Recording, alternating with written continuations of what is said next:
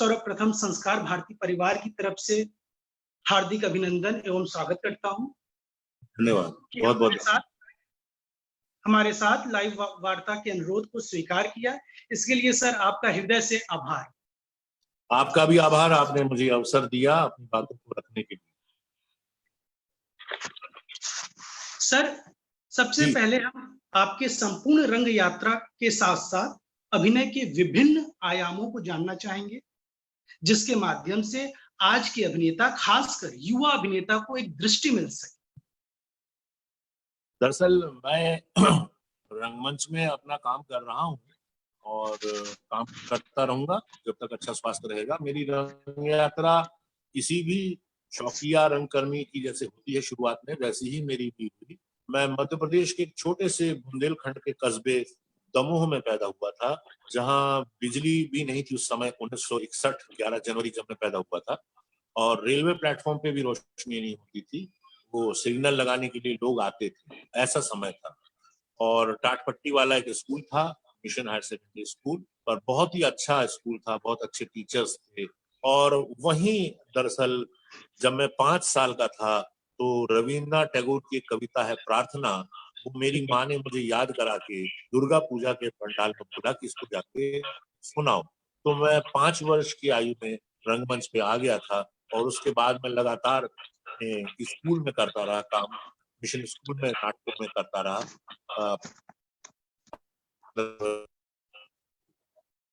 असली में 1975-74 जब मैं 8th क्लास का बोर्ड एग्जाम दिया, मेरे पिताजी जो रेलवे में गार्ड थे, स्वर्गीय निशीत कुमार चटर्जी, उनका ट्रांसफर जबलपुर, और जबलपुर एक महानगर की तरह हमें लगा उस समय, और पिताजी ने एडमिशन करा दिया सेंट थॉमस स्कूल में। वहां हम पढ़ रहे थे और स्कूल में कुछ छोटे नाटक कर रहे थे, और जैसे ही हम कॉलेज में जाने लगे तो दरअसल मेरे बड़े भाई गौतम चटर्जी मिसाइल टेक्नोलॉजिस्ट हैं, इंजीनियर हैं, और हम 2 ही भाई। तो सबको लगता था कि मैं डॉक्टर बनूं, तो मैंने मेडिकल एग्जाम दिया और मैं पहली बार सेलेक्ट भी हो गया। 1 हफ्ता में मेडिकल कॉलेज गया और मुझे समझ में आ गया कि ये क्षेत्र मेरे लिए नहीं है, या मुझे तो डॉक्टर बाबू हो जाऊंगा मैं, नाटक करने और पढ़ने लिखने में मुझे समय नहीं मिलने वाला। तो मैंने अपने पिताजी को आके कहा कि मैं बीएससी जैसा कोई कोर्स कर लेता हूँ, मेडिकल नहीं करूंगा मैं, मुझे नाटक करना है। और मेरे पेरेंट्स बहुत ही सहृदय रहे, क्योंकि मेरे पिताजी 7वीं 8वीं क्लास में जब थे, वो ग्वालियर के थे, तो ग्वालियर में उनसे 4-5 साल सीनियर थे अटल बिहारी वाजपेयी साहब, केआरजी कॉलेज में। तो वो शेक्सपियर के नाटक अंग्रेजी में और के स्कूल में थे मेरे पिताजी। और मेरी माँ देहरादून की हैं, उन्होंने रविन्द्रनाथ टैगोर के बेटे से रविंद्र संगीत सीखा है, और शांति निकेतन की सुषमा बोस से संगीत सीखा है, और 14 वर्ष की उम्र में वो संगीत की इशारा दी, और 16 वर्ष की उम्र में उनका रेलवे गार्ड एनके चटर्जी के साथ शादी हो गया, और वो देहरादून से दमोह आ गए। डी से डी है, देहरादून से दमोह। तो मेरा जन्म हुआ इसलिए। तो कॉलेज में जब मैं आया बीएससी में, तो मेरी मुलाकात कई प्रोफेसर से हुई, जिन्होंने कहा कि स्कूल कॉलेज में नाटक करने से नहीं होगा, कोई नाटक का ग्रुप ज्वाइन। तब मैं जबलपुर में एक संस्था की विवेचना, वहां गया और अलखनंदन जी थे, उनके डायरेक्शन में काम करना शुरू किया। और कॉलेज में मुझे first year, second year, third year, तीनों ईयर में बेस्ट एक्टर का अवार्ड मिला था। तो मैं कॉलेज में बड़ा पॉपुलर हो गया था। लोग मुझे तभी कलाकार कहते थे, मुझे समझ में नहीं आता था, और प्रैक्टिकल मार्क्स में ज्यादा नंबर दे देते थे टीचर खुश होकर, उनके कहते कलाकार है।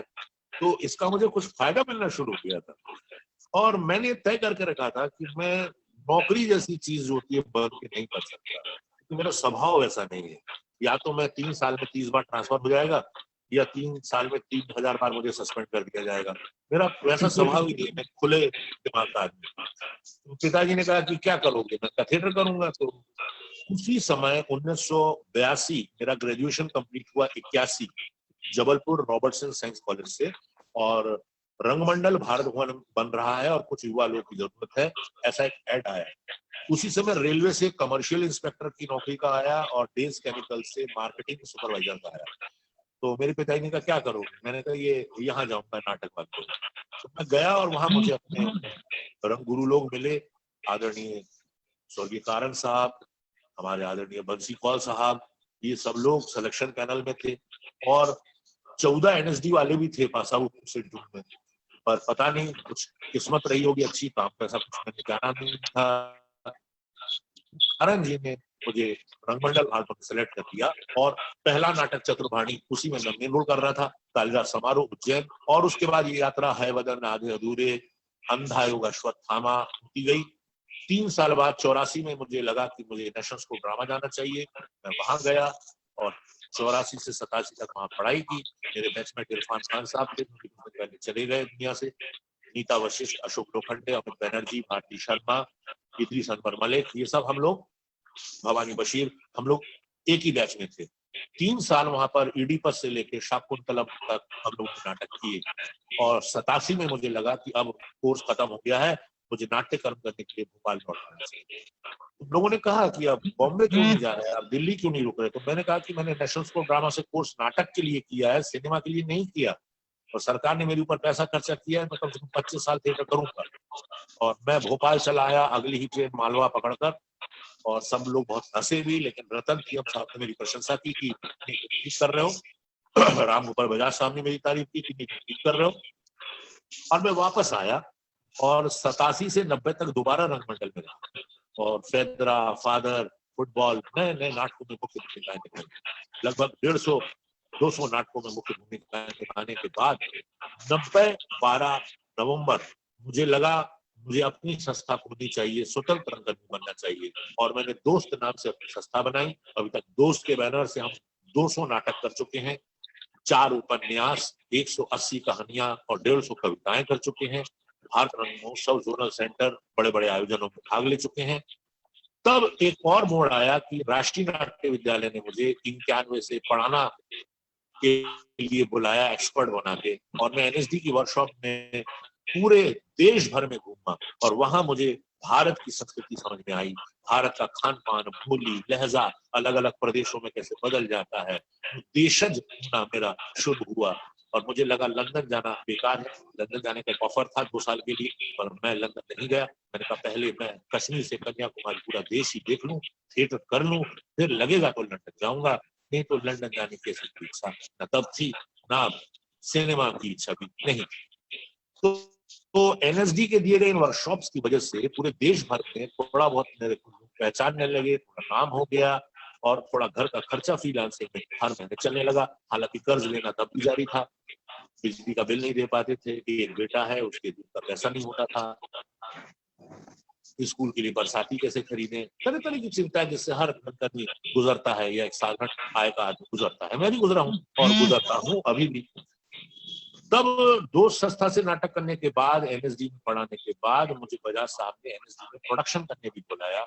तब मैं लोअर डेप्थ्स, अभिशाप, डेथ ऑफ ए सेल्समैन ऐसे नाटकों को डायरेक्ट भी किया, कभी को डायरेक्टर, कभी असिस्टेंट डायरेक्टर, कभी मेन डायरेक्टर। तो राष्ट्रीय नाट्य विद्यालय के बच्चों ने भी मुझे बहुत प्यार दिया। फिर मैं BNA गया, फिर मैं FTI पूना गया, सतीश फिल्म इंस्टीट्यूट गया, दिल्ली फिल्म इंस्टीट्यूट गया, मेरठ फिल्म इंस्टीट्यूट गया। कहने का अर्थ यह है कि देश में जितने भी रंग संस्थान है सभी ने मुझे बुलाया, ये मेरी किस्मत है। और मैं 2011-12 मध्य प्रदेश नाट्य विद्यालय की स्थापना हुई, तब मुझे यहाँ अभिनय विभाग का प्रमुख बनाया गया और 2018 7 सितंबर से मुझे विद्यालय का निदेशक बनाया गया। बस एक छोटी सी रंग यात्रा ही।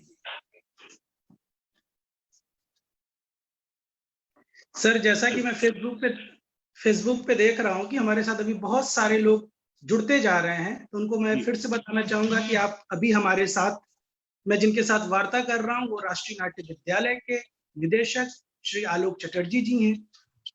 सर, और आज यहाँ कितना सुखद संयोग है कि आज मैं जिस नाट्य गुरु, नाट्य निर्देशक, अभिनेता के साथ वार्ता कर रहा हूं वो प्रत्यक्ष उदाहरण है गुरु शिष्य परंपरा के।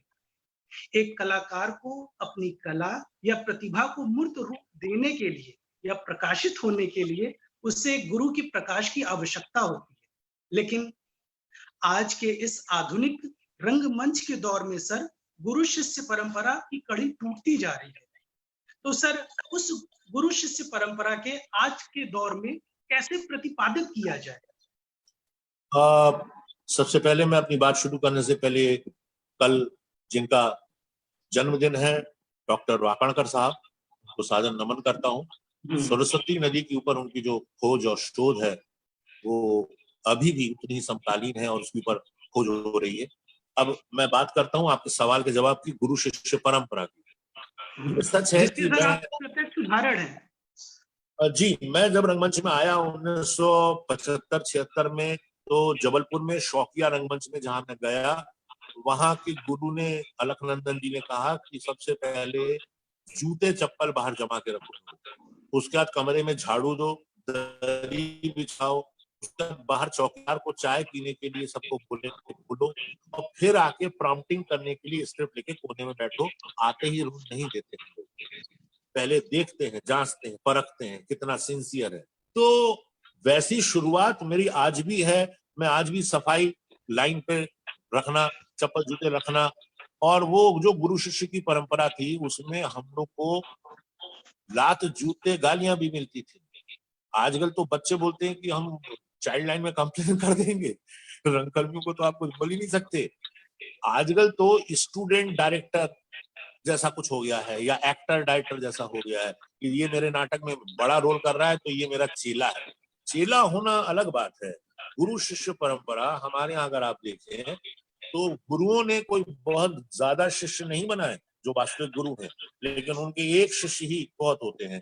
तो रामकृष्ण परमहंस के एक ही तो चेले हैं, विवेकानंद जी। कौन से 10,000 चेले हैं, लेकिन एक विवेकानंद ने ही तो भारत के आध्यात्मिक सूर्य को नए सिरे से फिर से उदित कर दिया क्षितिज पर। हम उस गुरु शिष्य परंपरा से आते हैं। जब रंगमंडल में आए तो कारण जी मिले। कारण साहब का स्वभाव ऐसा था कि 5 मिनट लेट हो तो हाथ में हारमोनियम हो या तबला वो फेंक कर मार देते थे कि लेट क्यों आया, तो 2 कौड़ी का दर्द। और हम सन्नाटे में आ जाए, वो हाथ तो कभी नहीं चलाते थे, लेकिन इतने सुंदर शब्द बोलते थे। उनके शब्द कुछ ऐसे होते थे, तू देर से आया, तू 2 कौड़ी का दरिद्र बंगाली, तू तू तू तू तू तू क्या करेगा थिएटर में, तू कुछ नहीं कर सकता, तू बेकार है, तू फालतू है।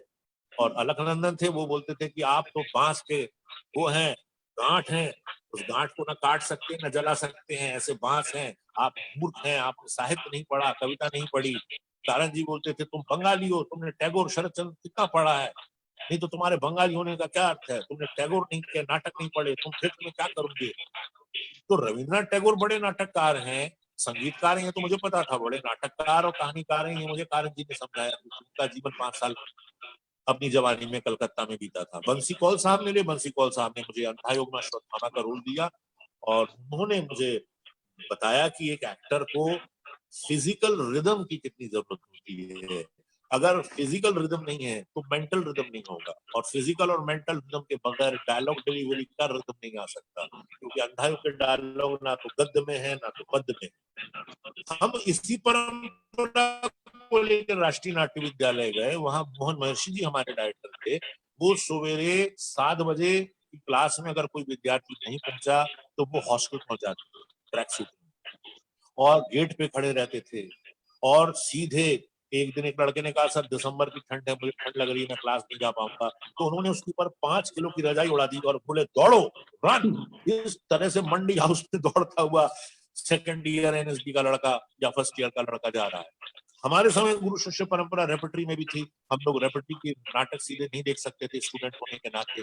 रिहर्सल देखने के लिए हमें एप्लीकेशन देनी पड़ती थी, तब मनोहर सिंह जैसे लोग उसको अप्रूव करते थे, तो छुप के लाइटिंग में रिहर्सल देखने। मुंह उठाया, कहीं भी चले गए, मैं काम सीखने आया हूँ सर, मुझे काम सिखा दीजिए, मुझे एक्टर बना दीजिए सर, मैं बॉम्बे जाना चाहता हूँ सर। ये सब शब्द मुझे रंगमंच की बम की मिसाइल की तरह वो पहुंचाते हैं, क्योंकि जो अपने माँ बाप और गुरु का सम्मान नहीं कर सकता, जो अपने देश समाज और संस्था का सम्मान नहीं कर सकता, वो आदमी आखिर शायद अपना सम्मान भी नहीं कर सकता। और कला जगत में तो ऐसे व्यक्तियों का प्रवेश भी होना चाहिए। आज हम इसको बोलते हैं शिक्षा मित्र हैं, क्योंकि वो शिक्षा मित्र हो गया है। ऐसे गुरु होने के लिए एक गरिमा चाहिए, गुरु होने के लिए बड़प्पन चाहिए, गुरु होने के लिए एक गहनता, एक सघनता, एक माध्यम के प्रति पूरा समर्पण चाहिए। उसके बिना गुरु गुरु नहीं कहला सकता कि आपने दाढ़ी बढ़ा ली, आपको चश्मा लग गया, आप पहन के लोगों को डांटने निकल गए कि मैं डायरेक्टर हूँ, क्योंकि आप खराब एक्टर हैं इसलिए आप डायरेक्टर बन गए। अरे भाई डायरेक्शन का विधा जो है, कला जो है, नितांत अलग कला है। आप लाइटिंग अलग करेंगे, सेट अलग करेंगे, डायरेक्शन अलग करेंगे, एक्टिंग अलग करेंगे। एक्टर डायरेक्टर नहीं हो सकता हमेशा, ऐसे हमेशा डायरेक्टर भी एक्टर नहीं हो सकता। तो हम अपने डायरेक्टर्स को उतनी ही इज्जत देते हैं आजकल जितना कि वो रोल देता है। छोटा रोल मिला तो हम में से ज्यादातर लोग बोल देते हैं कि ये प्ले फ्लॉप हो जाए तो किसकी कास्टिंग गलत हुई। कास्टिंग गलत इसलिए हुई है क्योंकि मुझको मेन रोल नहीं मिला है, मुझको मेन रोल मिला होता तो कास्टिंग बिल्कुल ठीक होती। तो इस तरह के माहौल में किस तरह के नाटक चलेंगे, किस तरह का रंगमंच आएगा। और बहुत ज्यादा नहीं तो मुझे तो याद है कॉलेज से पास होने के बाद भी और शादी होने के बाद भी मैं अपनी माँ के पाँव लेकिन आज के विद्यार्थियों में पाँव छूना को एक हिकारत से देखते हैं या ये सोचते हैं कि हमेशा झुकना पड़ रहा है, और झुकते नहीं तो घुटने तक ही झुकते हैं, नीचे दोनों पंजे नहीं छूते। नमस्ते गुरु जी। तो उसमें भी एक कंधों पर एरोगेंस दिखता है कि आप गुरु के सामने भी पूरी तरह से सरेंडर नहीं कर सकते। जो गुरु के सामने सरेंडर नहीं कर सकता वो रोल के सामने क्या सरेंडर करेगा। जो सरेंडर नहीं करेगा, जिसमें समर्पण नहीं होगा, वो कला की दुनिया में कर क्या रहा है, पाएगा क्या, उसको खोने को होगा।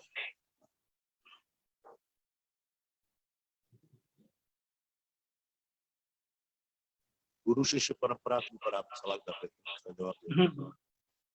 सर आपको फेसबुक पे बहुत सारे लोग नमस्कार बोल रहे हैं, प्रणाम बोल रहे हैं।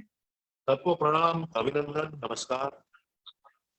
सर चंडीगढ़ से सुदेश शर्मा जी हैं। हाँ सुदेश जी, हेलो, आपसे 2 दिन पहले बात हुई। उन्होंने सर बोला है कि नृत्य व संगीत में गुरु शिष्य परंपरा अभी भी कायम है, परंतु रंगमंच में इस परंपरा के पतन का कारण क्या है? ये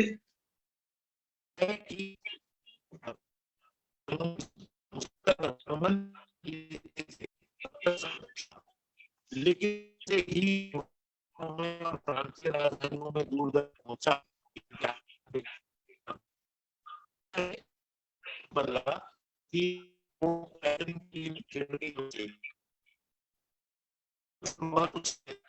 तो था नहीं। सब फारसी थिएटर के लोग ऐसी टेलीविजन के करने के आदि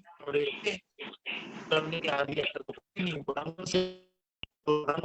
लेट जाना, झूठ बोल के नहीं पहुंचना, ये सब रंग परंपराएं भी तभी से शुरू हुई हैं। और नृत्य में और संगीत में ये घराने अभी तक इसलिए हैं कि नृत्य में और संगीत में जब तक गुरु अप्रूव नहीं कर देगा तब तक आप नेक्स्ट ईयर में जाएगी नहीं।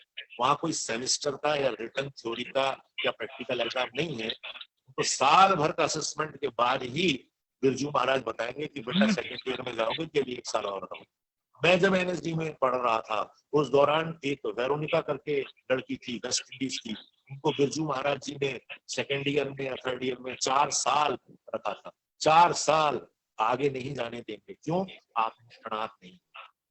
पर उस परंपरा को वो मान के ही आते हैं। संगीत है, गुरु का हारमोनियम नहीं उठाया, गुरु के पांव नहीं छुए और हारमोनियम को प्रणाम नहीं किया, लगेगा ही नहीं, बेसुरा हो जाएगा।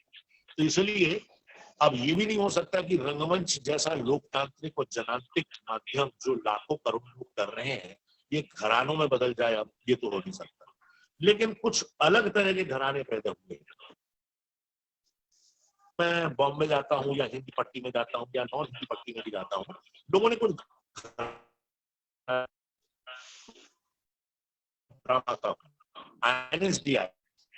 कुछ लोग बोलते हैं मैं भारतीय केंद्र से, बोलते हैं पीएनए से हूँ, कुछ लोग बोलते हैं मैं सेंटर से हूँ। क्यों नहीं रंगमंच से? रंगमंच में हुई पहला प्रमाण है ना, रंगमंच में करना।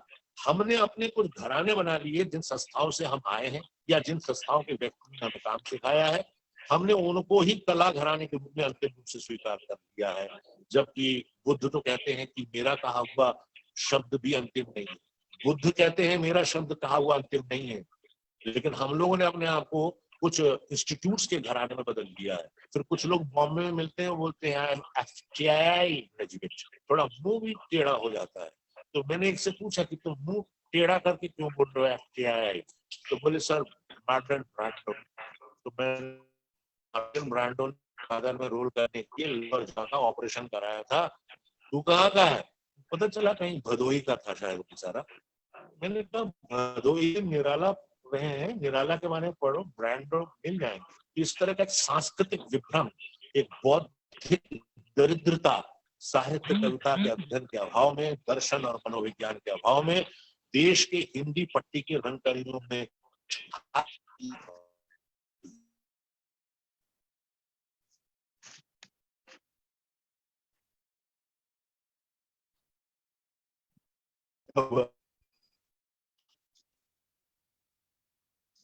हेलो। हाँ सर, आपकी आवाज नहीं आ रही है सर। हाँ जी, मैं तो बोल रहा हूँ, लगातार बोल रहा हूँ। हाँ, अभी सर अभी कुछ लोगों का कमेंट भी आया कि सर आपकी आवाज नहीं आ रही है। उनके उसमें कुछ प्रॉब्लम होगी, आपको आ रही कि हाँ, नहीं, उसको आ रही कि नहीं? हाँ, अभी सर थोड़ी देर के लिए हमसे भी कम्युनिकेशन टूट गया था। अच्छा, हो 20-25 सकता है सेकेंड। नेट का कुछ प्रॉब्लम होगा। हेलो। हाँ सर अब आ रही है आवाज। हाँ बोलिए बोलिए, सवाल। सर हाँ, बिल्कुल आप सही कह रहे हैं। इसीलिए आज का युवा सर अपने भीतर की तरफ, यानी अपने लोक शास्त्र की तरफ न जाकर बाहर की तरफ दिखाई देता जा रहा है। तो सर मुझे लगता है कि ये मुझे उसी तरह लगता है जैसे एक पौधा या वृक्ष है जो अमेरिका या रूस या कहें पाश्चात्य देशों के ही वातावरण में अंकुरित और बड़ा हो सकता है। लेकिन सर उस पौधे या वृक्ष को यदि भारत में लाया जाए और यहाँ के वातावरण में रखा जाए और तो निश्चित रूप से वो फल फूल या अंकुरित नहीं हो सकता। उसे अपनी जड़, अपनी चेतना, अपनी मौलिकता की तरफ लौटना ही होगा। तो सर हम यहाँ आपके थॉट को जानना चाहेंगे कि आज के कलाकार को अपनी मौलिकता, अपनी चेतना की तरफ किस तरह से वो वापस लौटे और क्यों लौटे। इसमें क्या है कि आजकल का जो एक युग है जिसमें ब्रांड्स और दिखाए जाने वाले विज्ञापन आदमी की मानसिक स्थिति पे इतने हावी हैं कि मैं देखता हूँ कि छोटी शहरों या कस्बों से आने वाले लोग नाम लेने में हिचकिचाते हैं। आदमी फरीदाबाद का है वो बोलेगा मैं डेलियाइट हूँ, आदमी पानीपत का है वो बोलेगा मैं डेलियाइट हूँ, मैं दमोह का हूँ मैं बोलूंगा मैं जबलपुर का हूँ, मैं रातीवाड़ा में रहता हूँ मैं बोलूंगा मैं भोपाली हूँ। तो ये हम लोग बड़े नगरों से के नाम से अपने को बड़ा बनाने की कोशिश करते हैं, जबकि प्रेमचंद से लेके कोई भी बड़े साहित्यकार को आप ले लीजिए, जोश मलिहाबादी को लीजिए या आप निराला जी को लीजिए, कौन महानगरों में पैदा हुआ है? सब गांवों में पैदा हुए हैं और गांव में पैदा होके ही उन्होंने विश्व के धरातल पर, विश्व के कैनवास पर अपनी धमक दी है। जो सवाल आपका है, हम विश्व संस्कृति को जाने, उसको पहचाने, उसको करें, की अवधारणा है हमारा, लेकिन अपने माँ बाप को नकार कर दूसरे के माँ बाप को मैं अपना माँ बाप बना लूं, ये तो इसे क्या कहा जाएगा? ये तो धृष्टता है कि मैं निराला नहीं पढ़ा, टैगोर नहीं पढ़ा, भारतेंदु नहीं पढ़ा, प्रसाद नहीं पढ़ा, लेकिन मैं चेखव और बेकेट पढ़ना चाहता हूँ क्योंकि मंडी हाउस में शायद मुझसे इंटेलेक्चुअल मान लिया जाएगा। या बॉम्बे में जाके मैं बोलूंगा मैंने हैमलेट पढ़ा है। अरे हैमलेट से बड़ा नाटक जयशंकर प्रसाद का स्कंदगुप्त है। बौद्धों का निर्वाण, योगियों की समाधि और पागलों की बृहस्पति मुझे एक साथ चाहिए। चेतना कहती है कि तू राजा है, मगर प्रत्युत्तर तू कुछ नहीं, तेरे सर पर रखा ये राजमुकुट एक मजूर की टोकरी से भी तुच्छ है। परंतु स्कंद के हृदय में तो कोई बलवती आंधी नहीं, कोई इच्छा नहीं, बस गुप्त साम्राज्य का ये हरा भरा वृक्ष हमेशा रहे और कोई भी इसका उपयुक्त रक्षक हो। तो अपनी संस्कृति को समझे बगैर दूसरे की गिरहबान में झांकना, दूसरे की टोकरी का निकाला गुलगुला खाना बेकार है। मैं याद करता हूँ बहुत पुराने के इंटरव्यू दिलीप साहब का, हालांकि वो थिएटर की नहीं है, पर मैं उनको याद करता हूँ कि लॉरेंस ऑफ अरेबिया फिल्म में डेविड लीन ने उनको मुख्य रूप में लिया था और वो रोल उन्होंने ठुकरा दिया। उन्होंने कहा कि क्यों ठुकरा रहे हैं? तो उन्होंने कहा कि दूसरे की प्लेट में सजी घर में पका क्योंकि अपनी भाषा को जितना समझता हूँ उतना दूसरे को नहीं समझ सकता और मुझे समझने की जरूरत भी नहीं है। शंभू मित्रा एक बहुत बड़ा नाम है जिसने ग्रीक नाटक, चेखव के नाटक, रविन्द्रनाथ टैगोर सब कुछ बांग्ला रंगमंच में किया, लेकिन वो हिंदी रंगमंच नहीं किए। वो बोले कि मैं बांग्ला में उस भाषा में अपने को आरोपित नहीं कर सकता। अब इतनी सिंसियरिटी चाहिए ना। हमारे यहाँ तो क्या होता है कि हिंदी पट्टी के आदमी से बोलो नाम क्या है, बोलो विश्वनाथ, उससे बोलो नहीं तो विश्वनाथ विष्णु। अरे भाई तू जैक्सन है, जय किशन है कि किसना है, कौन है? अब हम लोग के यहाँ क्या है कि भाषा की एक दरिद्रता भी बोलियों के कारण बहुत ज्यादा आ जाती है, और हम लोग हिंदी वाले हैं, हिंदी में काम कर रहे हैं, इसका अभिमान नहीं पालते। हम ये बोलते हैं हम बुंदेली हैं, हम मालवी हैं, हम बघेली हैं, हम ये हैं, हम वो हैं। हम भारतीय हैं, हम हिंदी रंगमंच में काम कर रहे हैं, ये कहने का साहस क्यों नहीं है? मुझे तो गर्व है कि बुंदेलखंड में पैदा होकर, बंगाली परिवार में पैदा होने के बाद मैं हिंदी रंगमंच में काम करता हूं, क्योंकि इस रंगमंच ने मुझे जितना दिया है मैं नहीं सोचता कि दूसरा कोई भाषा का दे सकता था। बादल सरकार, गिरीश कर्नाड, विजय तेंदुलकर जैसे बंगला, मराठी और कन्नड़ भाषाओं के रचनाकार हिंदी में पहले उतरते हैं, उनकी रचनाओं को लेकर हिंदी में ज्यादा एक्सपेरिमेंट किए हैं, बाद में वो अपनी भाषा में भी पॉपुलर।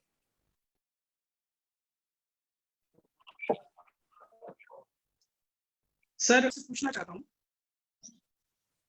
जी हाँ सर। सर हेलो,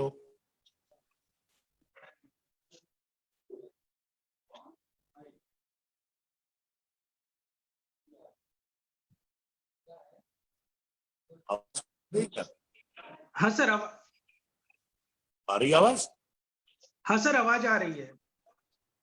जी पूछिए सवाल अगला। सर किसी ने पूछा है कि क्या आधुनिकता को समझने के लिए हमें लोक को जानना आवश्यक है, मतलब लोक नाट्यों को जानना आवश्यक है?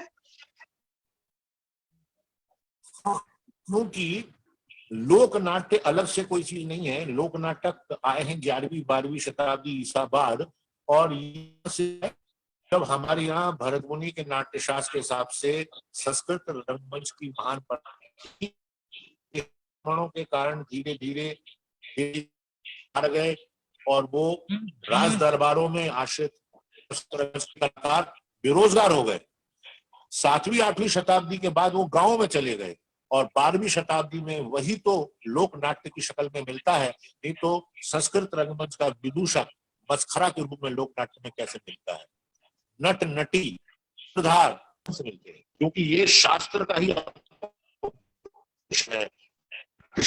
अभी है कि एक तो शास्त्रगत प्रयोग है, दूसरा लोकानुरूप प्रयोग है। तो लोक शास्त्र के हिसाब से नाट्य शास्त्र भी बदलेगा, ऐसा तो भरत मुनि और उनके पुत्रों ने नाट्य शास्त्र में दिखाई है कि ये कोई रूढ़ी नहीं है, ये बदलते समय और समाज के साथ बदलेगी, नया रूप लेगी।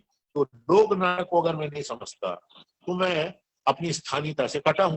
अगर मैं स्थानीयता से कटा हूं तो प्रादेशिकता से कटा हूं, प्रादेशिकता से कटा हूं तो राष्ट्रीयता और अंतरराष्ट्रीयता से कटा हूं। गर्भनाल ही तो बताएगी मैं किस का पुत्र हूं। इसलिए लोक नाट्य को समझे बगैर, लोक नाट्य को जाने बगैर, लोक नाट्य का मजा लिए बगैर इब्सन, चेखव और आर्थर मिलर करना बस की बात नहीं है बाबू।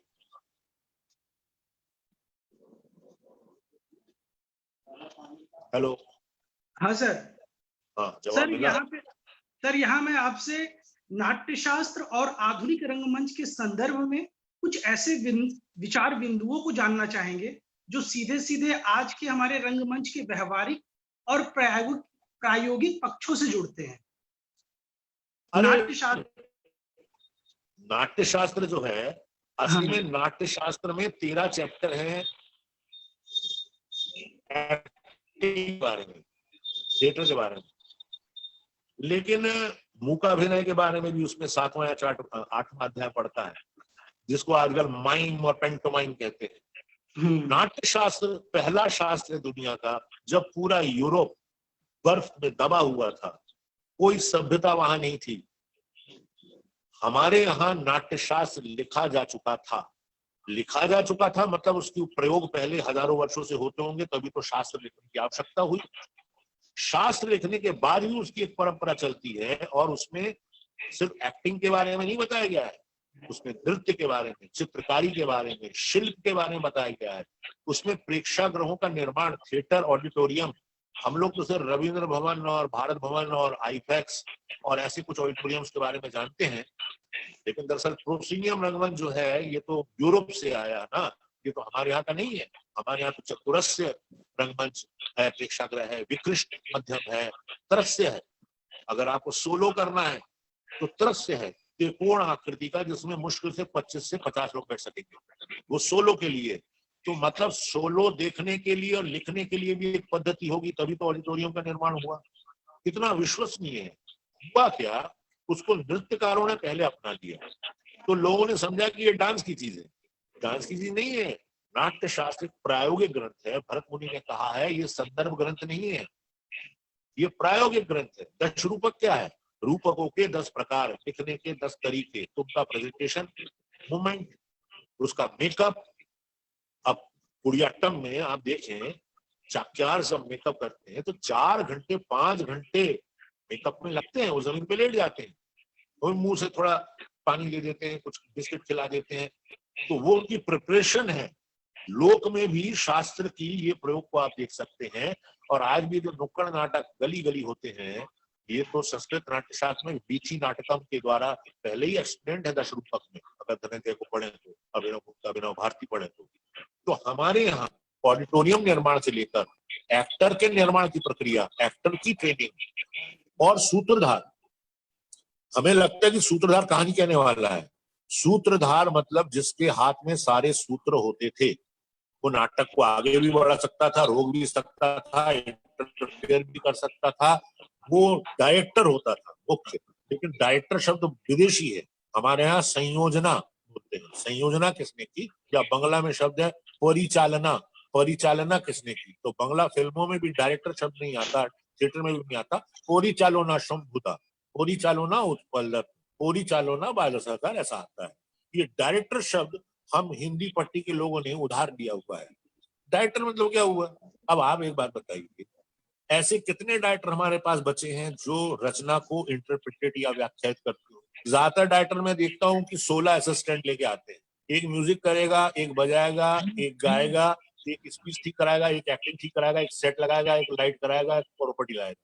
भाई साहब आपने क्या सोचा, आपने क्या किया?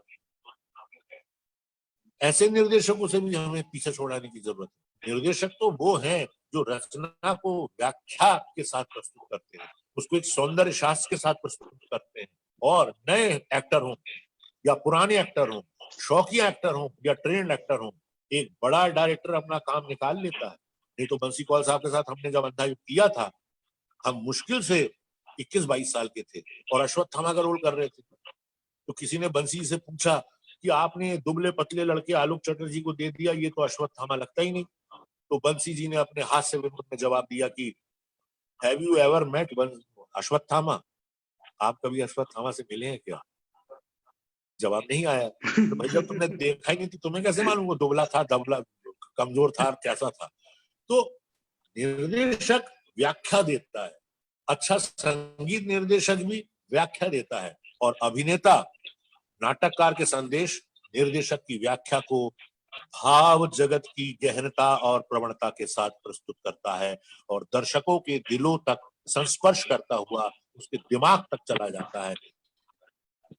दृश्य देखने के बाद लोग अवाक रह जाते हैं, ताली भी बजाना भूल जाते हैं, औ हो जाते हैं, इतना सघन असर। और कई बार सीन खत्म होता है और उसके 4-5 सेकंड बाद गड़गड़ाहट होती है तालियों की, या कई जगह स्टैंडिंग ओवेशन होता है। ये दर्शकों के ऊपर क्या असर हुआ है उसका ही परिमाण है। तो नाट्यशास्त्र, लोक और आधुनिक रंगमंच, हमें तीनों चाहिए। हम किसी से भाग नहीं सकते। हमें नॉर्वे और नाटक भी चाहिए, लेकिन हमें अपने कानपुर की नौटंकी भी चाहिए, हमें बंगाल का जात्रा भी चाहिए, हमें भांड पाथेर भी चाहिए, हमें तमाशा भी चाहिए, हमें भवई भी चाहिए, हमें नाचा भी चाहिए, हमें सब चाहिए, हमें कालिदास भी चाहिए। सब कुछ पा लेने की जिद ही भारतीय नाट्य शास्त्र में है।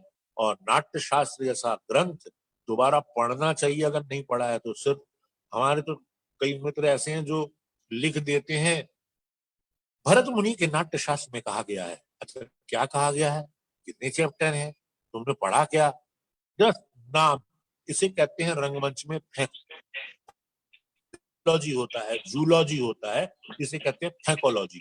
आप मंडी हाउस गए, आपने नाम सुना स्टैनिस्लावस्की एंड मेथड एक्टिंग, आप अपने गांव पहुंचे, आपके साथ का दोस्त पूछा क्या सीख के आए भैया, मुंह टेढ़ा करके कहा मेथड एक्टर, यू नो।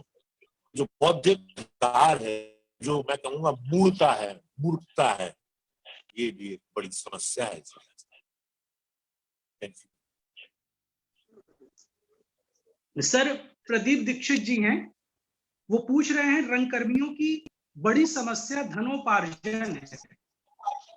अन्य व्यावसायिक प्रशिक्षणों की तरह नाट्य विद्यालय को भी अपने विद्यार्थियों को जॉब सिक्योरिटी के लिए प्लेसमेंट की सुविधा कैसे दी जा सकती है? दरअसल ये प्रश्न तो सभी के दिमाग में होता है, मेरे भी दिमाग में है। मैं 50 की एज तक, 50 साल की उम्र तक अपने बेटे और बीवी डांसिंग किया हूँ, इसलिए मुझे वो बहुत अच्छे से मालूम है। और आपकी जानकारी के लिए मैं ग्रांट भी नहीं लेता, मेरी कोई रेपर्टरी भी नहीं है, मैं सब करता हूँ। मैं अपना पढ़ाता हूँ, प्रोडक्शन करता हूँ, और उसी में जो थोड़ा बहुत घर का खर्चा चल जाए उसे चलाता हूँ। अभी फिलहाल मैं नाट्य विद्यालय में हूँ, हाँ निश्चित रूप से दूसरों से स्थिति में हूँ। लेकिन ये सवाल क्या इंजीनियरिंग के, आपको मालूम है सिर्फ मध्य प्रदेश में 4.5 लाख इंजीनियर बेरोजगार हैं। आपको मालूम है कितने डॉक्टर्स या दूसरे लॉयर, वकालत की पढ़ाई करने वाले बेरोजगार हैं।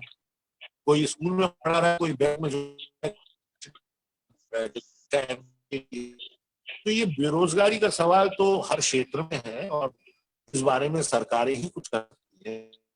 मैं तो एक साधारण सा रंगकर्मी हूँ, तो रंगकर्म से संबंधित चीजें ढूंढता हूँ। लेकिन हाँ ये जरूर है कि रंगमंच के क्षेत्र में जब मैंने थिएटर करना शुरू किया था कोई ग्रांट वांट होती थी। जब मैं प्रोफेशनल हो गया था तब भी हिंदुस्तान में ग्रांट मुश्किल से 10 लोगों को मिलती थी। आज आप देखिए एक एक शहर में 56 लोग, 22 लोग, एक ही परिवार में 4 लोग सैलरी ग्रांट लेके बैठे हैं। वो साल में एक नाटक एक शो करते हैं, दूसरे के फेस्टिवल में दिखा देते हैं, हिसाब बना के चार्टर्ड अकाउंटेंट से भेज देते हैं। इस तरह का फर्जीवाड़ा भी तो है ना। एक ग्रांटीला रंगमंच, ग्रांट वाला रंगमंच बड़ा कटीला है, झूठा हिसाब, झूठे बिल, 4 एक्टर कहीं से बटोरे, 2 एक्टर कहीं से लाए, सबके पेमेंट बना दिए। वर्षों से ये देख रहा हूँ, और झूठ की कीमत पर मुझे रंगमंच नहीं करना है, इसलिए मैं सब से दूर रहता हूँ। मैं दूर ही रहा और दूर ही रहना चाहूंगा जब तक जीवन। सर एक बात का जवाब इसमें ये भी है, हिंदी रंगमंच में ये समस्या ज्यादा उठाते हैं लोग। आप बंगला रंगमंच और मराठी रंगमंच को देखिए, वहां मराठी रंगमंच में डॉक्टर सतीश आलेकर डॉक्टर हैं, डॉक्टर जब्बार पटेल डॉक्टर हैं, डॉक्टर श्रीराम लागू डॉक्टर हैं, नाना पाटेकर जे स्कूल ऑफ आर्ट से पेंटर हैं। आप देखते जाइए कितने पढ़े लिखे लोग हैं वहां, डॉक्टर हैं, इंजीनियर हैं, साइकेट्रिस्ट हैं, और फिर थिएटर करते हैं। हमारे यहाँ क्या है, हम लोग ने मान लिया कि थिएटर से ही हमारे घर का राशन बनना चाहिए, हम तो थिएटर करते हैं। अब भाई थिएटर में वो दम भी होना चाहिए हमारे कि दर्शक टिकट खरीद के आए। टिकट खरीद के आने वाले दर्शक कहाँ मिलते हैं आजकल? नाट्य समारोह होते हैं, कुछ लोग पास से आते हैं, कुछ कलाकारों के परिचित होते हैं, कुछ प्रेस वाले होते हैं, और कुछ लोग को लाया जाता है कि भाई जगह भरी भरी लगनी चाहिए। हाउसफुल 5,000 लोग टिकट लेके देख रहे हो, 3,000 लोग देख रहे हो, भारत रंगोत्सव को छोड़ दीजिए, अपने अपने शहरों की बात कर रहा हूँ मैं। कहाँ है बंगला रंग? बादल सरकार तो टाउन प्लानर थे, उत्पल दत्त राडा से पढ़ के आए थे। हम लोग क्या करते हैं, हर चीज का भार सरकार के ऊपर डालना चाहते हैं, जबकि दूसरे क्षेत्रों में भी वो प्रतिस्पर्धा है जहां लोगों ने पढ़ने में ही लाखों रुपए खर्च कर दिए। यहाँ तो हमारे यहाँ नेशनल स्कूल ऑफ ड्रामा लाखों रुपए स्कॉलरशिप देती है, यहाँ हम लोग भी मध्य प्रदेश नाट्य विद्यालय में लाखों रुपए एक विद्यार्थी के ऊपर खर्च करते हैं। पर वो थिएटर के लिए कितना कमिटेड है? मुझे तो कई बार ये लगता है कि फिल्म इंस्टीट्यूट में जाने के लिए या प्राइवेट स्कूल में जाने के लिए 3 लाख रुपए फीस देनी पड़ेगी, अपना कमरा किराए पे लेना पड़ेगा। ये ना करना पड़े इसलिए मैं गरीब बन जाऊं, मध्यम वर्गीय, और किसी नाट्य संस्थान में वहां से फिर 1 साल की इंटर्नशिप या फेलोशिप भी लूं, और उसके 2 साल बाद में बॉम्बे में दिखूं। क्योंकि ना मुझे थिएटर करना था, ना करना है, मैं तो वक्त काट रहा था, घर से अपने खर्चे नहीं निकल रहे थे, इंस्टीट्यूट से अपने खर्चे निकालना था। इस तरह की प्रथा भी बंद होनी चाहिए। इंस्टीट्यूट से निकलने के बाद 5 साल थिएटर करूं तब सर्टिफिकेट या डिप्लोमा, ऐसा होना चाहिए आदर्श रूप में। पर मैं नहीं, मैं भी गलत कर। जी हेलो सर योगेंद्र चौबे जी पूछ रहे हैं। अच्छा चौबे जी, हाँ पूछिए। सर वो पूछ रहे हैं, आचार्य भरत मुनि का आदेशात्मक वाक्य है, लोक गुरुओं का गुरु। इस कथन को आप किस परिप्रेक्ष्य में देखते हैं? किस कथन को? लोक गुरुओं का गुरु है। यस, क्योंकि नाट्यशास्त्र में कहा गया है ना कि बदलते समाज और समय के साथ इसके प्रयोग और प्रयोग के धर्म और आचरण भी बदलेंगे। प्रयोग धर्मी है नाट्यशास्त्र। तो लोक जो है मतलब लोग, जन समाज, और कोई भी प्रदर्शनकारी कला अपने दर्शकों और अपने प्रेक्षकों के बिना अधूरी होती है, वो हो ही नहीं सकती। तो ये लोक ही है जो बदलता है। लोग ने एक समय सोचा कि मंदिरों में और मेलों में भवभूति के नाटक होते थे, उसी को सोचा फिर चलो ऑडिटोरियम में देखते हैं, फिर उसी को सोचा चलो इसको गोंड ड्रामा कर खेलते हैं वहां पर जहां गोंडों का इलाका है। तो लोक ही राजा है। बदलता समय, बदलता जन समाज ही तय करता है कि कला और कला रूप कैसे होंगे, उसका प्रयोग कैसा होगा, उसकी स्वीकृति किस स्तर पर होगी। समय ही सबसे ज्यादा ताकतवर चीज है और उसी में लोक आता है। क्योंकि जो 50 साल पहले मेरे पिताजी का समाज था वो आज नहीं है, जो आज मेरा समाज है वो मेरे जवान बेटे का नहीं है, और मेरे बेटे का बेटा जब जवान होगा तब उस बेटे का समाज भी वो समाज नहीं रह जाएगा। तो हमेशा परिवर्तन होना ही एक शाश्वत नियम है। प्रकृति में सदैव प्रतिक्षण परिवर्तन ही एकमात्र शाश्वत नियम है, शेष सारे नश्वर नियम। ऐसा मेरा लोक ही, लोक तो के आलोक में ही कला है। जी यहाँ पे जो हमें दर्शक देख रहे हैं, मैं उनसे अनुरोध करना चाहता हूँ कि अगर आपके मन में रंगमंच को लेके कोई सवाल है तो आप हमारे गुरु श्री आलोक चटर्जी से आप पूछ सकते हैं। तो सर एक कोई किसान रंगमंच से है, वो पूछ रहे हैं, आलोकनामा वो यूट्यूब पे देखे हैं, आपका आलोकनामा वो यूट्यूब पे देखे हैं, तो वो आपसे जानना चाहते हैं कि आप अपने जीवन में रंगमंच को किस तरह से देखते हैं? 2-3 उदाहरण देता हूं। जब मैंने रंगमंडल भारद्वाज में नाटक करना शुरू किया तो मेरे एक ही भाई हैं, हमारी कोई बहन भी नहीं है, हम 2 ही भाई हैं। भोपाल से 70 किलोमीटर दूर होशंगाबाद में उनकी बारात आ रही थी और कारण जी ने कहा था कि नहीं जा सकते, शो है, छुट्टी नहीं दे सकते। और शो कहाँ है? बोले दिल्ली में है, प्रगति मैदान में, 2 कश्तियों का सवाल। तो मैंने कहा मेरा एक ही भाई है। तो उन्होंने कहा भाई तुम्हारा है? मैंने कहा हाँ। तो शादी उसकी है? मैंने कहा हाँ। हनीमून मनाने वो जाएगा? मैंने कहा हाँ। बोले तू बेवकूफ, तू क्या करेगा, तू जाके नाटक कर, तू रिसेप्शन में चले जा रहा। एक उदाहरण। दूसरा उदाहरण, मालविकाग्नि मित्रम नाटक की रिहर्सल में मैं मेकअप रूम में मेकअप का सामान जमा रहा हूँ 1983, और खबर आती है कि मेरी माँ वेंटिलेटर पे है, उनको हार्ट अटैक आया है और यूट्रस का ऑपरेशन है और तुरंत जबलपुर पहुंचना है। मैंने कारण जी के पास जाके कहा मुझे जाना है, मेरी माँ बहुत बुरी हालत में है। उन्होंने कहा कि ऑपरेशन कब है? तो मैंने कहा कि सवेरे 6 बजे। तो बोले ठीक है, आज शाम को तुम निकलोगे तो कोई फायदा नहीं, तुम बरामदे में बैठ के रुकते रहोगे वहां अस्पताल में, और वैसे भी पैसे तो तुम्हारे पिताजी दे रहे होंगे बेटा, तुम्हारे पास तो होंगे नहीं, तुम्हारे बड़े भाई भी वहां पहुंच गए होंगे। तो तुम एक काम करो, मालविकाग्नि मतलब नाटक में रोल करो स्टेज पे जाके भारत, और ये कॉमेडी है, इसमें लोग हंसेंगे, ऑडियंस हंसेगी प्रस्तुति पर, और तुम्हारा दिल रो रहा होगा कि माँ कैसी है, इसको झेल लो, इसको झेल लो। और शो खत्म होते ही उन्होंने मुझे तुरंत ट्रेन से बैठा दिया था और मैं 5:30 बजे पहुंच गया था, और मेरी माँ पूरी तरह से अच्छी हो गई, सुरक्षित रही। तीसरा उदाहरण, national school drama 3rd year, Ram Gopal Bajaj साहब के साथ मैक्सिम बोर्गी का नाटक तलघर कर रहे थे, और शो के 3 दिन पहले खबर आती है कि मेरे पिताजी का निधन श्रीनगर में हो गया है। बजाज साहब ने मेरे लिए टैक्सी करके दी, पैसे दिए, एयर टिकट करके दी, क्योंकि 400 रुपए स्कॉलरशिप थी। मैं श्रीनगर गया और मैंने कहा ये रोल किसी को देना नहीं, मैं वापस आ रहा हूँ। मैं गया, मैंने वहां झेलम के किनारे अपने पिताजी का अंतिम संस्कार किया और मैं लौटते हुए वापस पहुंच गया शो के पहले भोपाल, सॉरी एनएसडी। और उस दिन जब मैं स्टेज पे खड़ा था, लोअर डेप्थ में डायलॉग है 7 दिन का, लाशें कुछ सुनती नहीं, लाशें कुछ महसूस नहीं करती, लाशें कुछ बोलती नहीं। मंच पर खड़ा होकर सर्कुलेशन यूनिट राष्ट्रीय नाट्य विद्यालय में जब मैं बोल रहा था, उस दिन मेरे मन में भरोसा आ गया था, मुझे कोई किसी जगह से निकाल सकेगा, थिएटर से मुझे बेदखल कोई नहीं कर सकता, क्योंकि ये सब कुछ मैंने 24-25 साल की उम्र तक जी लिया था। तो मेरे लिए सांस लेना जितना जरूरी है, थिएटर भी मेरे लिए उतना ही जरूरी है। और क्या कर सकते हैं। क्या बात। सर, एक अशोक आनंद जी हैं, वो आपको नमस्कार कर रहे हैं। नमस्कार अशोक जी। सर, वो पूछ रहे हैं, रंगमंच एक सशक्त कला प्रकार है, क्या इस विधा को समाज से निर्देश लेकर रंग कर्म करना चाहिए, या समाज के उत्कर्ष वह जो उचित हो और समाज को दिशा बोध कराने के लिए रंग कर्म करना चाहिए, या केवल मनोरंजन मात्र के लिए? दरअसल दोनों तरह से होता है।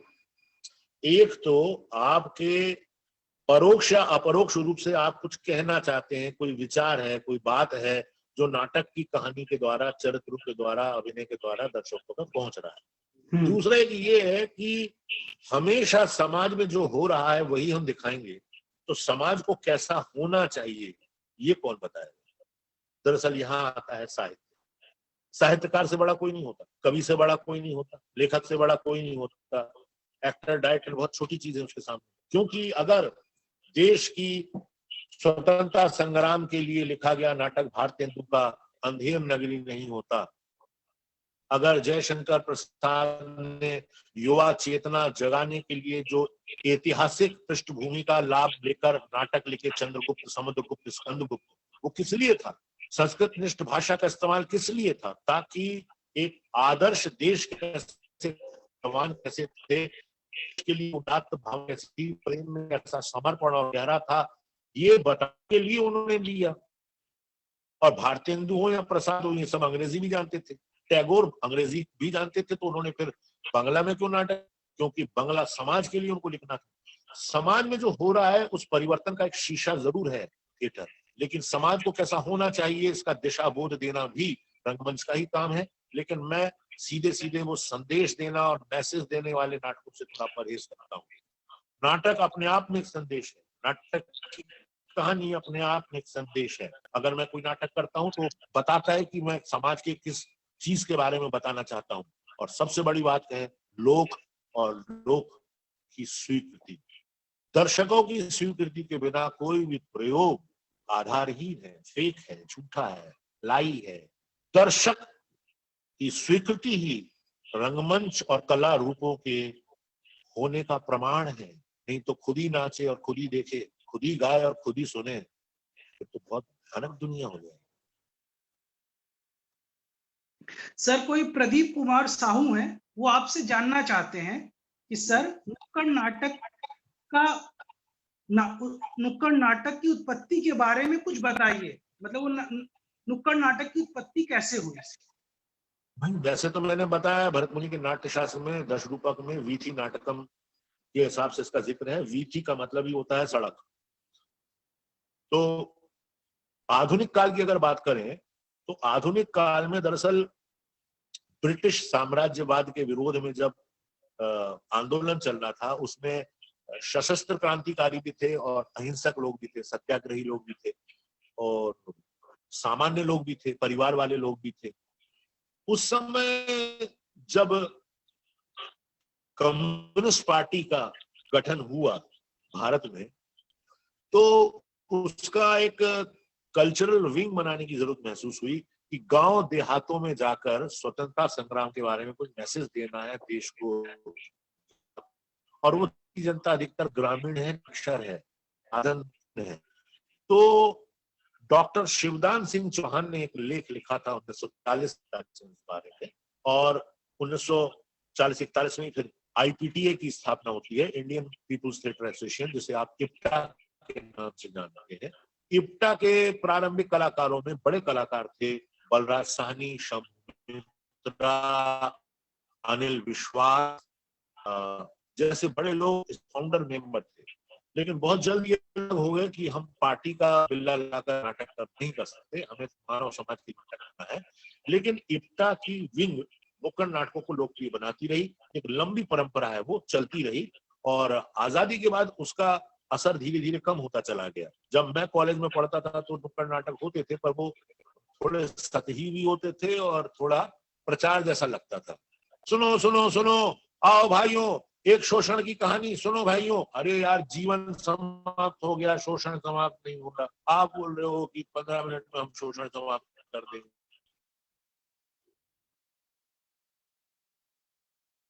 अच्छे नाटकों का अभाव, अच्छी कहानियों को लेकर बुरा प्रस्तुतिकरण नुक्कड़ शैली में टीम पीट कर, ये होने लगा। और बाकी जो ट्रैक्टर बेचने के लिए और टैबलेट बेचने के और पेयजल बेचने के लिए भी नाटक होते हैं। और वो लोग भी बोलते हैं कि हम प्रोफेशनल आर्टिस्ट हैं, हमें खाना पीना और 150 रुपया पर डे मिलता है। अब बताइए, भगवान बचाए ऐसे प्रोफेशनल्स। और क्या करें? सर, किसी ने पूछा है कि नाट्य शास्त्र में संग्रह क्या होता है? नाट्य शास्त्र में संग्रह यानी 11 एलिमेंट।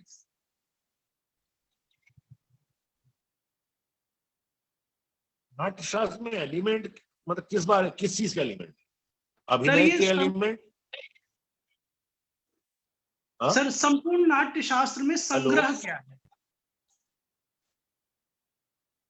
संग्रह आप किस अर्थ में समझेंगे? संग्रह दरअसल मतलब शब्द आता है नॉलेज या ज्ञान के संग्रह से। तो समस्त नाट्य शास्त्र को पढ़ने पर उसका एक सार रूप भी है संग्रह, या कहानियों के वो रूप जो संग्रहित मानव समुदाय द्वारा अलग अलग देश विशेष कालों में, वो संग्रह भी।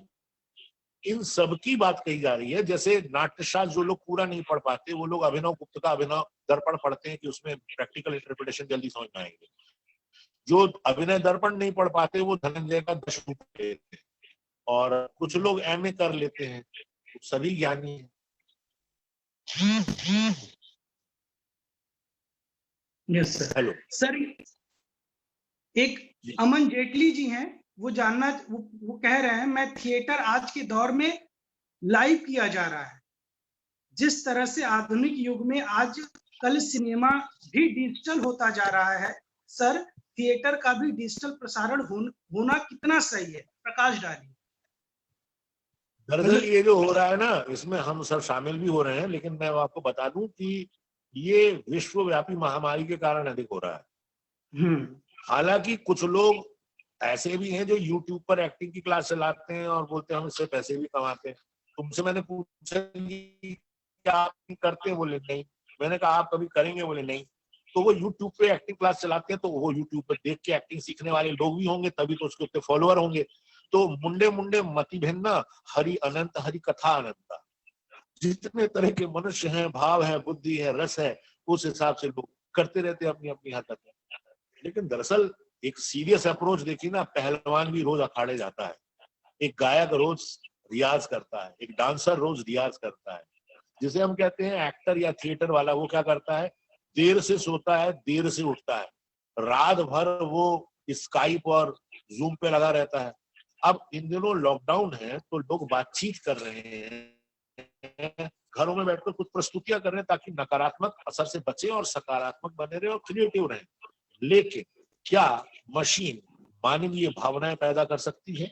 क्या ये स्क्रीन जिसपे मैं आपको दिख रहा हूं, जिससे आप मेरे से हाथ नहीं मिला सकते लेकिन हाथ देख सकते, आपको दे सकता?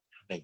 क्या ये कोई बौद्धिकता के लेवल पर आपको गहन असर दे सकता है? ना। रोबोट रेस्टोरेंट में और दूसरी जगहों पर मदद के लिए अच्छे लगेंगे, लेकिन जिस दिन रोबोटिक थिएटर या वर्चुअल थिएटर होने लगेगा, उस दिन तो थिएटर की जरूरत ही नहीं रह जाएगी। और ऐसा कोई दिन नहीं आने वाला, क्योंकि जब तक पृथ्वी पर मनुष्य है सांस ले रहा है, उसे आदमी को आदमी से बात करने की जरूरत है, तब तक रंगमंच रहेगा, और दावा ठोक के कह रहा हूं रहेगा और रहेगा और रहेगा ही। सर, मुंबई से विवेक त्रिपाठी जी पूछ रहे हैं, आजकल एक दो नाटक करके लोग संस्था बना लेते हैं और गुरु बन जाते हैं, और कहीं ना कहीं वो थिएटर में नए आने वाले लोगों को मिसगाइड करते हैं। ऐसे लोगों को आप क्या संदेश देना चाहेंगे? संदेश लोग बहुत बड़े बड़े लोग देते हैं, मैं संदेश नहीं दे सकता, मैं सिर्फ अपनी बात रख सकता हूँ। बात ये मैंने कहा ना, जो ग्रांट का रंगमंच है, ग्रांटीला रंगमंच, ये है ना कि मैंने आपके साथ थिएटर करके एक नाटक कर लिया, उसका ब्रोशर ले लिया, अब मैंने आपके 4 लोग फोड़े, अपनी एक संस्था बना ली और एक चार्टर्ड अकाउंटेंट से हिसाब बना लिया, एक रजिस्ट्रेशन नंबर ले लिया और ग्रांट के लिए अप्लाई कर दिया। इस तरह से मैं एक मूर्ख आदमी से संवेदनशील कलाकार के रूप में बदल गया और कला गुरु भी बन गया, और मैं लोगों को भाषण देने के लिए अधिकृत भी हो गया। तो इस तरह के लोगों को कच्छ की खाड़ी या अरब सागर या बंगाल की खाड़ी तरफ छोड़ देना चाहिए और वापस नहीं लौटने देना चाहिए, यही कह सकते हैं।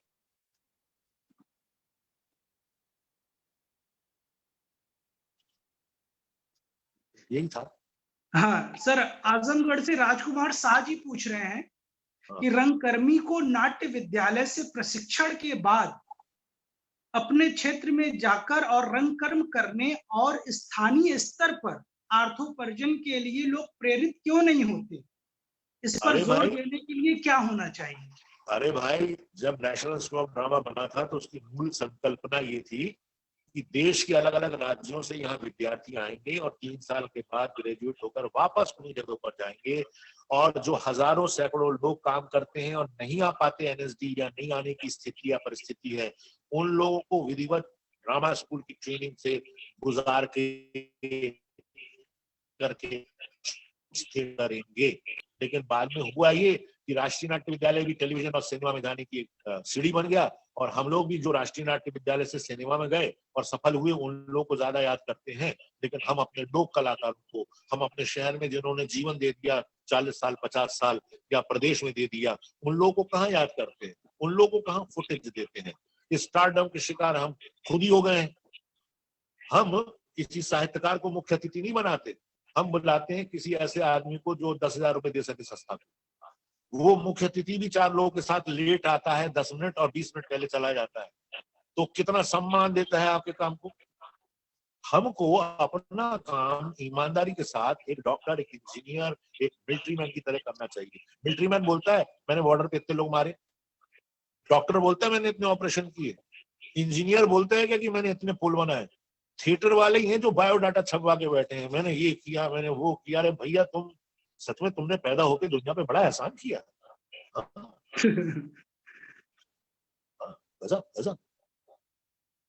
सर, राजकुमार शाही जी बोल रहे हैं और आज की तारीख में तो जो अपने शहरों में शौकिया रंगमंच हो रहा है, वो भी इसीलिए हो रहा है कि अपने शहर में चलने वाले दूरदर्शन में काम मिल जाए, फिर उसका काम देखा कि दिल्ली दूरदर्शन का कुछ कर लें, फिर दिल्ली दूरदर्शन से कुछ वहां बॉम्बे जाने का कुछ कर लें, और बोले सर इन दिनों मेरा एयर पर के काम आ रहा है। पता चला वो मलेरिया के ऊपर बनी एक फिल्म है, डॉक्यूमेंट्री, जिसमें वो मरीज बना हुआ है, वो टैबलेट खा रहा है, उसको अपना सिनेमा का वर्क बताता है।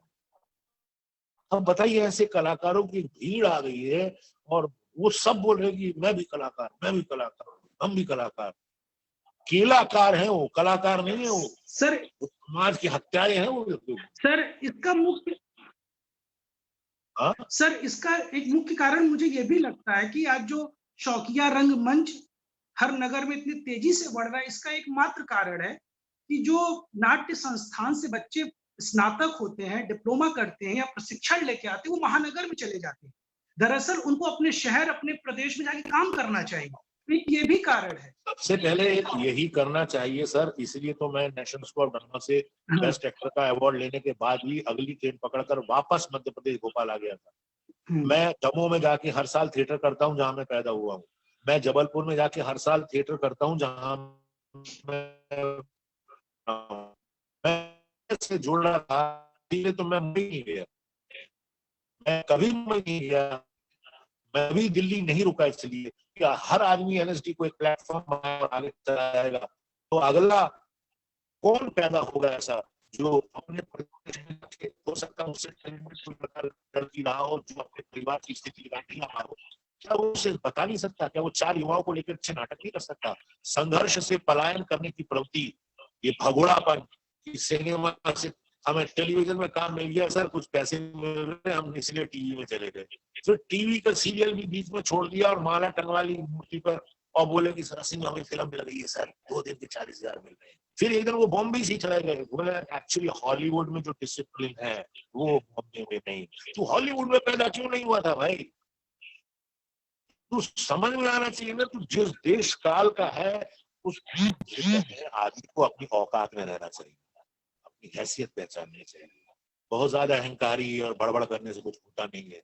अपने शहर के रंग गुरुओं को पहचानिए, उनको देखिए, उनके पांव पड़िए लॉकडाउन के बाद जाके, कि वो लोग नहीं होते तो आपके शहरों में आप भी नहीं होते, मैं भी नहीं होता, कोई नहीं। वो लोगों ने कहीं जाने की कसम नहीं खाई, एक छोटी मोटी नौकरी की होगी, चुपचाप संस्था चलाए होंगे और लास्ट में बेचारे एक शॉल और नारियल में चले गए होंगे। वो लोग मूल कला गुरु हैं जो समाज के लिए काम कर रहे हैं, ना कि वो लोग जो ग्रांट के लिए काम कर रहे हैं, ना कि वो लोग जो इंस्टीट्यूट चलाने के लिए अपना पर्सनल इसको इस्तेमाल कर रहे हैं सब्जी मंडी की तरह।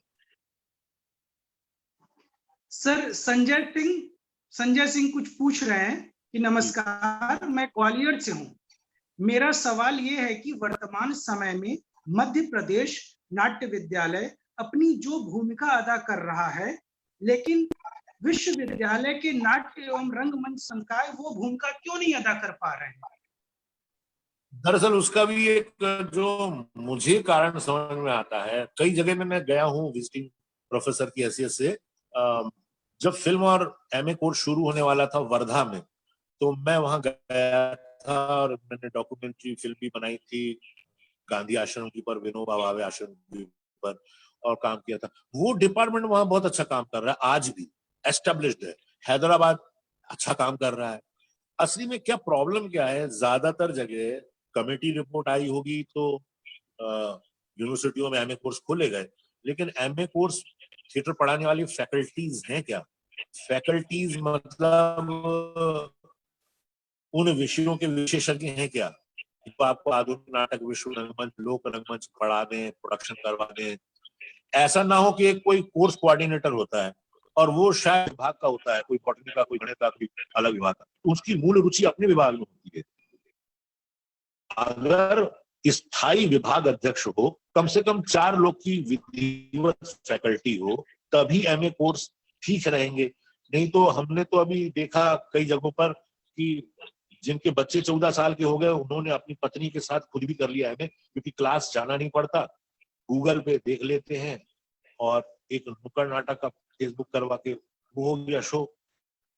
तो ऐसे एमए अगर देना है तो उसका कोई अर्थ नहीं है। भविष्य में बेरोजगारों की रंगमंच में बहुत बड़ी भीड़ खड़ी हो जाएगी और वो ट्रेंड नहीं होगी।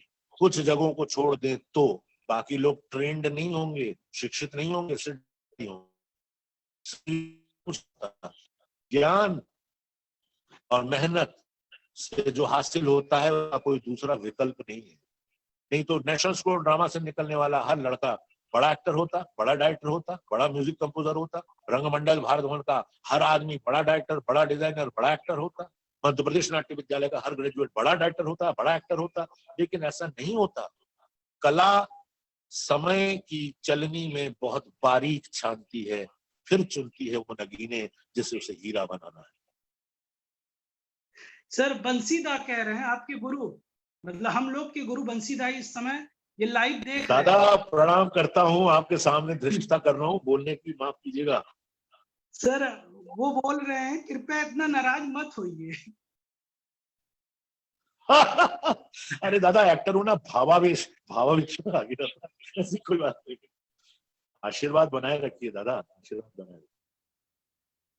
सर योगेश चौबे सर एक और सवाल पूछ रहे हैं आपको सुनकर, एक सवाल और क्या आपको लगता है कि जिस तरह से अन्य क्षेत्रों में बेरोजगारी बढ़ रही है, वे सब अपनी संभावना फिल्म और रंगमंच में खोज रहे हैं, क्योंकि ऐसे लोगों की भीड़ इन दिनों ज्यादा दिख रही है?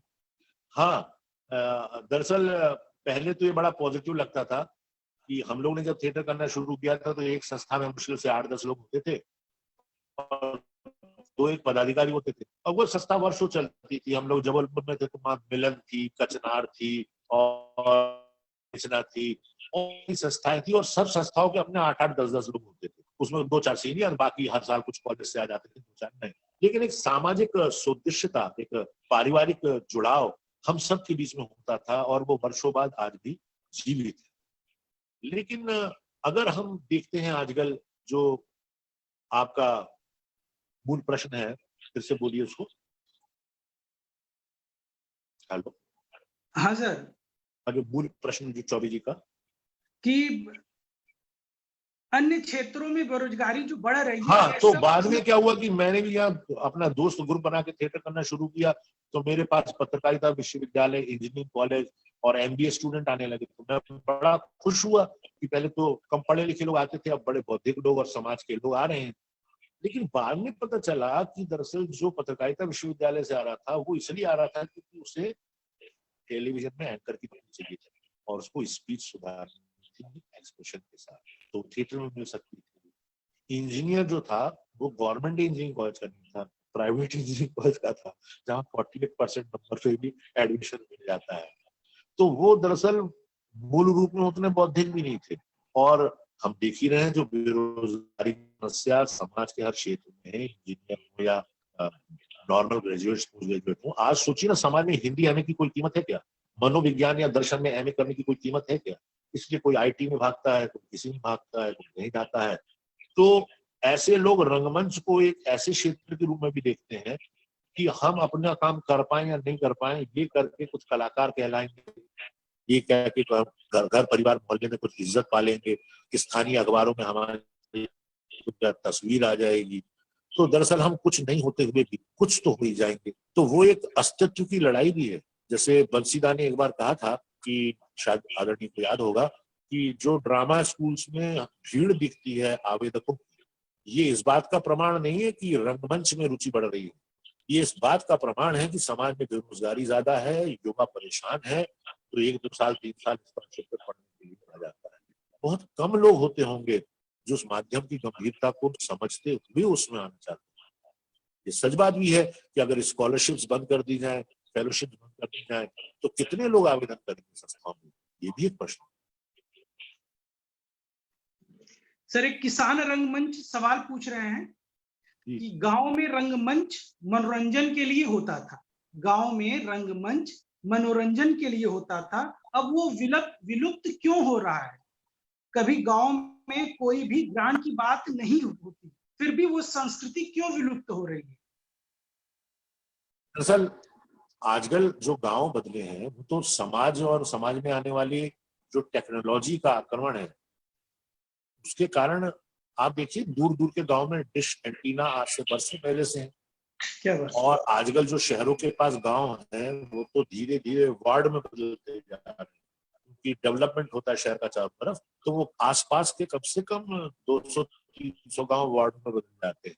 मैं ही जहाँ रहता हूँ कोलार, वो सब गांव थे, गेहूं खेड़ा, दामू खेड़ा, बंजारी, वो किसानों की खेती की जमीन पर सब मल्टी स्टोरीज खड़ी हैं और हम लोग किराएदार बन के मकान मालिक बन के रह रहे हैं। तो मूल है बहुत दूर चला गया है और वहां बेरोजगारी की समस्या है, उद्योग धंधे नहीं है, शिक्षा नहीं है, स्वास्थ्य का बहुत ज्यादा व्यवस्था नहीं है। तो सारे लोग पलायन करते हैं अपने आसपास के छोटे शहर, कस्बे, फिर महानगर, महानगर से फिर राजधानी, राजधानी से फिर राष्ट्रीय राजधानी। इन दिनों हम देख रहे हैं समाज में कितने मजदूर हैं जो सूरत से, अहमदाबाद से, पुणे से, यूपी के महाराजगंज से, दिल्ली के नोएडा और गुड़गांव से, बॉम्बे से, कहां कहां से लोग लौट रहे हैं। माने पूरे देश में कितने लोग कहां कहां जाकर काम कर रहे हैं, ये भी तो आप देख रहे हैं ना। समाज में, समाज में कोई एक ही चीज नहीं है। दरअसल समाज में एक साथ बहुत सारी चीजें घटित हो रही हैं। इस समय हम जो वीडियो कॉन्फ्रेंसिंग का लाभ ले रहे हैं जूम पे, ये भी समकालीन है। जो गांव में नाच रहा है वो भी समकालीन है। लेकिन गांव में पहले आदमी फसल काटते समय गाता था या फसल रोपते समय गाता था, तो इससे वो कोई मूल कलाकार हो जाता था, ऐसी बात नहीं थी। वो समाज से उपजी, आसपास के परिवेश से उपजी एक मानवीय व्यक्ति थी, आदमी गुनगुनाता था। तो ऐसी बात नहीं कि आजकल नहीं गुरु होना था। मैं तो ऐसे कई किसान परिवारों को जानता हूँ जो राष्ट्रीय रंगमंच पर काम करते हैं और आज भी अपने गांव में जाते हैं और अपने परिवारों के साथ समय बिताते हैं।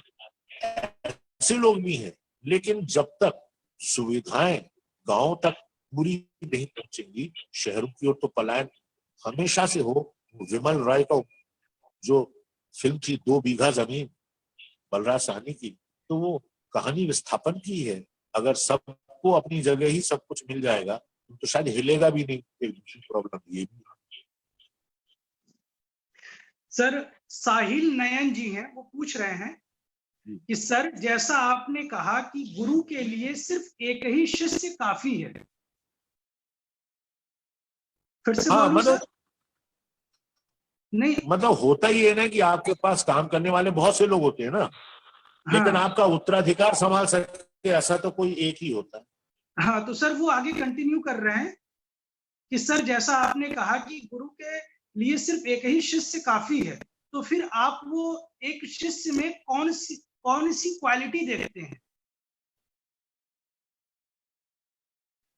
बड़ी बात पूछ रहे हैं आप, लेकिन मैं अपनी छोटी सी समझ से जो समझता हूँ वो ये समझता हूँ कि सबसे पहली बात तो ये कि अगर मैंने माना है कि ये मेरा वरिष्ठ है, गाइड है, गुरु है, तो फिर वो है। वो मुझे माँ बाप की तरह डांट भी सकता है, कान भी मिट सकता है, कंधे पर दोस्त की तरह हाथ भी रख सकता है और भाई की तरह छाती से लिपटा के हंस और रो भी सकता है। मैं भी उसके साथ ऐसा कर सकता हूँ। और मेरा गुरु जो मुझे कहेगा वो मेरी भलाई के लिए कहेगा। ऐसा गहरा समर्पण जब तक नहीं है, सच्चा शिक्षार्थी या सच्चा विद्यार्थी बन नहीं सकता। गुरु से झूठ बोलना, गुरु के प्रति अहंकार का भाव रखना, प्राप्त विद्या भी समय पर काम नहीं आती। जैसे कर्ण की विद्या काम नहीं आई थी, परशुराम से झूठ बोल दिया था। ऐसा आदर्श व्यक्ति जो आपके काम में आपकी नकल ना करे, वो आपका शिष्य। कोई गुरु नहीं चाहता कि उसका वास्तविक शिष्य उसकी नकल बने, उसकी फोटोकॉपी बने। उसके विचारों को लेकर चले, उसके विचारों के ऊपर अपनी अनुकृति बनाए। नहीं तो स्टैनिस्लावस्की के चेले जो थे आपके यूजीन वाकंगव और मेयर होल्ड, ये तो स्टैनिस्लावस्की से बिल्कुल अलग बात करते थे, पर साथ में तो थिएटर करते थे ना। तो समाज में, परिवार में और व्यक्ति में टॉलरेंस चाहिए, सहिष्णुता चाहिए, सहन करने की शक्ति। अल्टीमेटली करियर के लिए जब जाते हैं, इंटरव्यू के लिए जब जाते हैं, नौकरी के लिए जब जाते हैं, रेलवे में टिकट के लिए जाते हैं, तो घंटों लाइन में धैर्य के साथ खड़े रहते हैं ना। तो कैरियर के लिए भी थोड़ा धैर्य चाहिए, थोड़ा समय चाहिए। दाना एक दिन में नहीं पकता ना दोस्त। पहले आप उसको बोते हैं, फिर वो ऊपर अंकुरित होता है, फिर वो बड़ा होता है, फिर वो बाली आती है, फिर धूप लगती है, फिर वो गोल्डन व्हीट होता है, सुनहरा गेहूं का बाली होता है। तो उसका बनने में समय लगता है। आप अगर एक भगोने में खिचड़ी बनाएंगे तो हो सकता है कि आपको 20 मिनट लगे, आप कुकर में मिनट में बनेगी। लेकिन साहब 4 मिनट से कम की कोई प्रोसेस नहीं है, खिचड़ी भी बनेगी। हम तो क्रिएटिविटी की बात कर रहे हैं।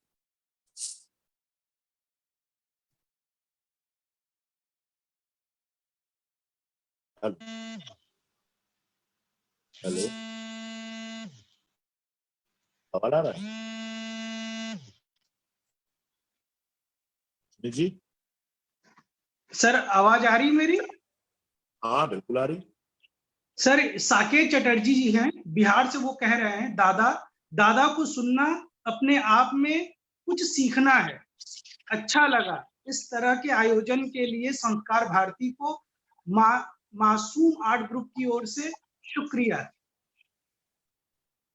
जी बहुत बहुत शुक्रिया कि आपको अच्छा लगा। मुझे बर्दाश्त करने के लिए सबको बहुत बहुत धन्यवाद देता हूँ, क्योंकि मैं भावावेश में कई बार बहुत जो मन में है वही बोलता हूँ। एक एक्टर होने का गुण ये भी है कि वो ट्रांसपेरेंट होना चाहिए। संस्कार भारती परिवार का भी मैं बहुत बहुत आभार मानता हूँ कि मुझे इस राष्ट्रीय पेज पर आकर अपने विचार व्यक्त करने का ये अवसर दिया। आप सबको नमस्कार।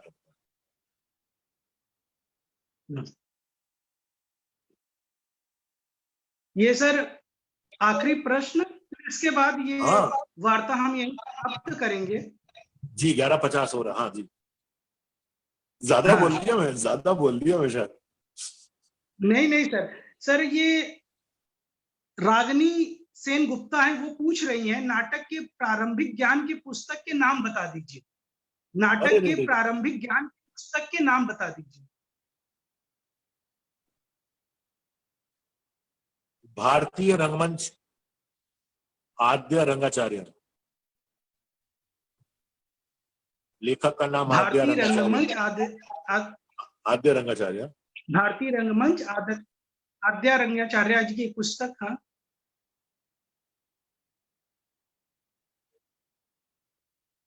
रंग दर्शन, रंग दर्शन नेमीचंद जैन जी, आदरणीय स्वर्गीय नेमी जी।